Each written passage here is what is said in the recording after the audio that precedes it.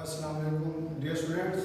With the hope that you will all be enjoying good health, staying home, and making yourself safe from any type of disease.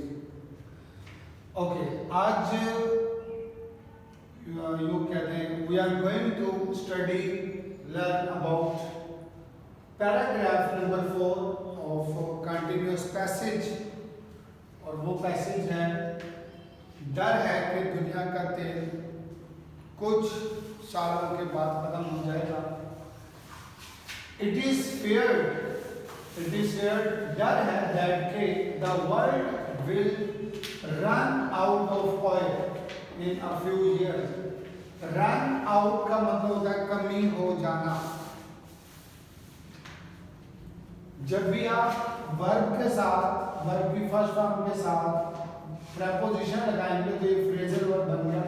मैंने इसलिए इसको underline कर दिया ताकि आपको मजीद याद दहानी हो जाए। Of oil in a few year, चंद सालों में दुनिया का तेल खत्म हो जाएगा। एवरी कंट्री इज ट्राइंग, अब इस टाइम देखिए प्रेजेंट कंटिन्यूअस टेंस है।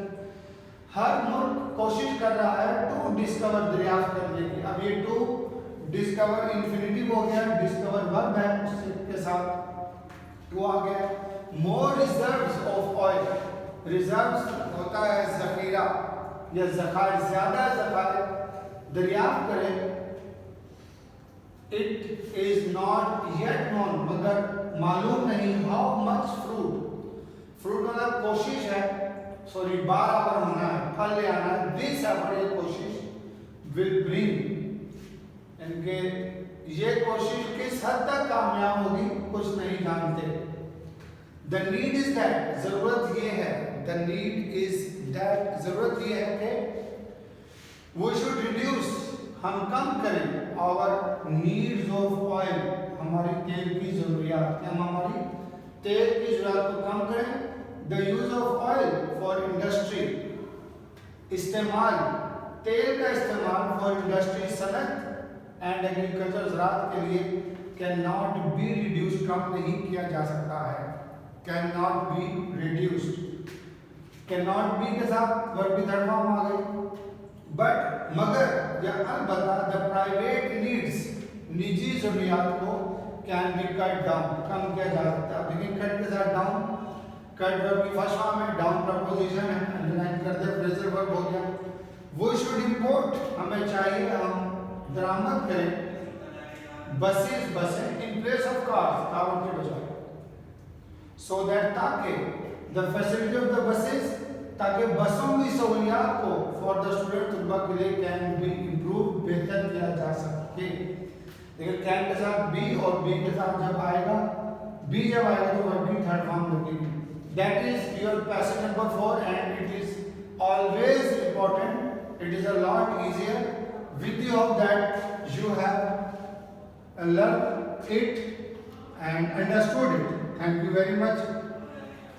मेरा साथ साथ ये बात भी याद रखिएगा कि आजकल आप लोग घर पर हैं, you have a lot of time, you have a lot of time. तो बाद में ये मत सोचिएगा कि जी वक्त नहीं था। अक्सर हमारे पास ये कहावत आती है कि जी वक्त गुजर गया, तो ये कहावत आपको मालूम होना चाहिए कि ये गलत है। वक्त वही रहता है, हम गुजर जाते हैं। आपको बताते चलूं, समझ आ रही होगी मेरी बात। अब आपके पास पेयर ऑफ वर्ड्स 16 से 20 है, 16 to 20 है, और ये डिनाई से शुरू हो रहा है। डिनाई का हम लफ्ज का जो मतलब है, ये कहते हैं किसी बात की तस्दीक से इनकार करना। ही डिनाइड दैट, उसने इनकार किया, he had broken the chair, कि उसने कुर्सी तोड़ी थी। डिनाइड है पास्ट है, तो वो भी हैड भी पास्ट का। रिफ्यूजल है सिंपली इनकार करना किसी बात से। Hammad refuse to help me, Hammad ने मेरी मदद करने से इनकार किया। डेयरी, ये आपको मालूम है कि वो जगह होती है जहाँ से हमें दूध, दही, मक्खन वगैरह मिलता है, दुकान कह दें, वो प्लेस कह दें। There is a dairy farm in our street, हमारी गली में डेयरी फार्म है। डायरी, यू नो बेटर के डायरी, जिस पर आप स्कूल का होमवर्क लिखते हैं। Hammad lost her diary yesterday, Hammad ने अपनी डायरी कल गुम कर दी। लॉस्ट वर्ब की सेकंड फॉर्म आ गई, यस्टरडे भी शो कर रहा है, पास्ट में। ड्यू DEW ये आपको मालूम है इसका मतलब शबनम के कतरे होता है। तो dew drops are lying on the grass, इनके शबनम के कतरे घास पर गिर रही हैं। ड्यू ये इसका मतलब हक भी होता है और वाजिबात भी होता है, या वाजिब भी होता है, लाजमी तौर पर हम इसको यूज करते हैं, खास तो या उस वक्त यूज करते हैं जब हमारे बकाया जात किसी के पास कुछ रह रहे हो, जैसे शायद आपकी फीसें रह रही तो हम आपसे अक्सर बात करते हैं ड्यूज की। तो please pay your dues immediately, मेहरबानी करके अपने वाजिबात फौरी अदा कर दें। डाई मरना होता है, वर्ब है ये, His father died in an accident, simply sentence है, died वर्ब की सेकंड फॉर्म हो गई, उसके वालिद एक हादसे में जाँ बहक हो गए। डाई रंगना आता है, इसको भी मैंने यहाँ पर वर्ब के तौर पर इस्तेमाल किया है। She is dyeing her hair, वो अपने बाल रंग रही है, ये वर्ब ही है। डोज ऊँघना होता है, थोड़ी देर के लिए सोना होता है, अक्सर क्लास में ऐसा होता है बच्चे थोड़ी देर के लिए सो जाते हैं, तो अकबर उसको हम डोजिंग ही कहते हैं, डोज कहते हैं। Akbar was dosing in the class, was के साथ वर्ब की third form, was dosing in the class.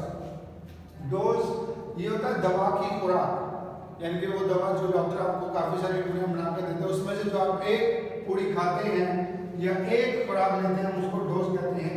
Ali took a dose of medicine, Ali ने दवा की खुराक ली।